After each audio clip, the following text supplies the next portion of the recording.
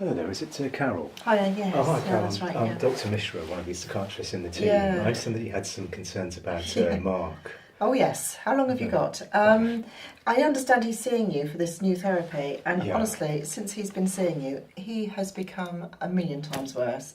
I just can't cope with him. He's just giving me so much grief at the moment. I mean, I feel sorry for the guy. You know, he's obviously got a lot of problems, and I like him, but...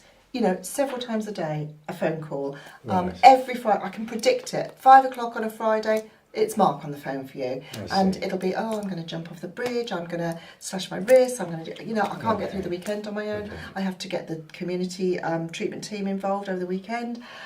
I can't do this. I just can't sustain it. I've got too many other patients, you know, it's just a nightmare. No, Carol, I can see it's obviously been a hell of a struggle for you. So, it is, yeah. And I just can't see any end in sight at the moment. I'm just burning out. I just can't do this. Okay. So. No. Well, let's see if we can find a solution to this.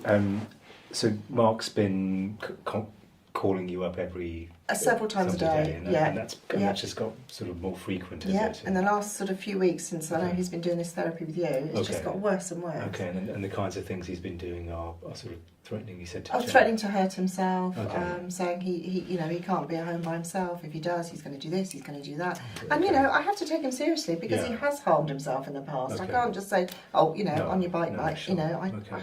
I mean, I understand that the team did have a risk management plan for him. I mean, do you think we need to sort of look at? Absolutely, we do. I mean, it's just not working anymore because it's just not robust enough. You know, as I say, since you've started seeing him, things have got so much worse. I mean, he was just about manageable, but now, you know, he's a one-man caseload on his own. He really is. Okay. And did you have any other concerns, any other queries at all? Well, just how long is this going to go on for until we see some sort of, you know, some results? Because he's obviously in a lot of distress. Don't get me wrong, I like the guy and I've got a lot of sympathy for him. I know he's had a tough time. But, you know, I can't cope with him on my own like this. Okay. Could you take him over? I did wonder whether, you know, as you're seeing him anyway, maybe you could actually take on the care coordinator role as well, which would give me a bit of breathing space. Okay, I see. No, I as I said, I can see that this has been really stressful for you. Yeah. So, do you know why it is I'm actually seeing Mark and what kind of therapy I'm actually? Well, it's this psychodynamic psychotherapy you're doing with him, isn't it? That's right. Yeah. Do you know what that kind of therapy involves? Well, I know it's going through all his history and his childhood and all the difficult things. That's right. I guess that's why he's finding it so hard. Yeah, absolutely. And so the therapist, you know, as you know, I see him in a certain time in the week, a certain place, and it's about sort of 50 minutes a week. And lucky you! I wish I could do that. So and really the purpose of the therapy is to give Mark a non-judgmental, boundaried environment where he can reflect on the traumatic experiences that he has had in his background, to see how that's led to inappropriate, inadequate coping skills that he's had in the present in the time, like the self-harming or the suicidality. And so the aim of the therapy is to give him that non-judgmental environment to allow him to reflect on those things. Now, if I also act as care coordinator, it contaminates that non-judgmental environment for him, and so you're not going to be able to do it.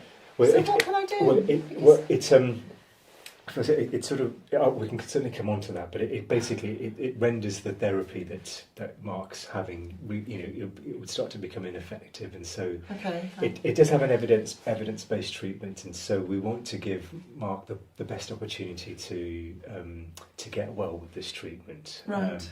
But I appreciate in terms of you managing him, certainly doesn't sound a bit sustainable, and it's very likely that he is going to need a number of sessions for this. So this could be going on for quite some time before, you know, things are going to get worse before they get better. Is that what you're saying? Well, it sounds like they have done, and that's something actually that we would anticipate in this kind of treatment. I wish someone had told me that before it started. Okay, no, sure. Well, we can also and just try and look at why that, you know, wasn't communicated to you. But it's when people first start this treatment, because they are bringing memories to the surface, that can cause instability in mood. Yeah, so, I mean, I do get that. I mean, he had a really rough childhood, didn't he? I do understand. I know a little bit about that. So sure. But it's certainly very,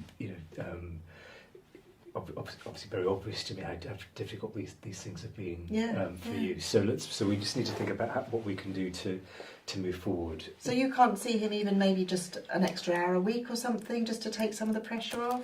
Because once Mark knows that I'm also seeing him that additional time, that will contaminate the time he does have with me that was specifically geared for the psychodynamic treatment. So I'm afraid I'm going to have to say no. So you're not able to help out. But somebody needs to do something. Yeah, I can't do this. No. So what I'm going to suggest that we do is we'll have the next MDT meeting that we have. I will come to that meeting, obviously. Right. And we'll make sure that the team lead is there as well.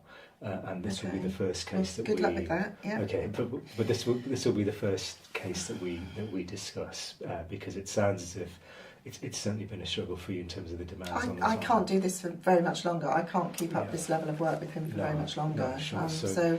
So we can look at options of either joint care coordinating with another care coordinator within the team, or at this stage, if we can find a care coordinator that doesn't have as big a caseload. I mean, I've got a massive caseload. That's part of the problem, and Mark is just taking up so much time. Yeah.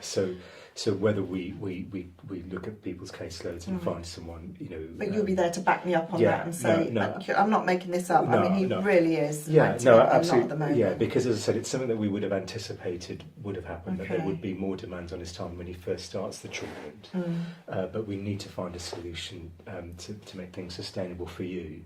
But also to keep Mark at the centre of the care, so he has the best opportunity to. Absolutely, I mean, poor guy. He deserves a chance, but it's just that I don't want him taking me down with him at the moment because that's how it feels. No, really. sure.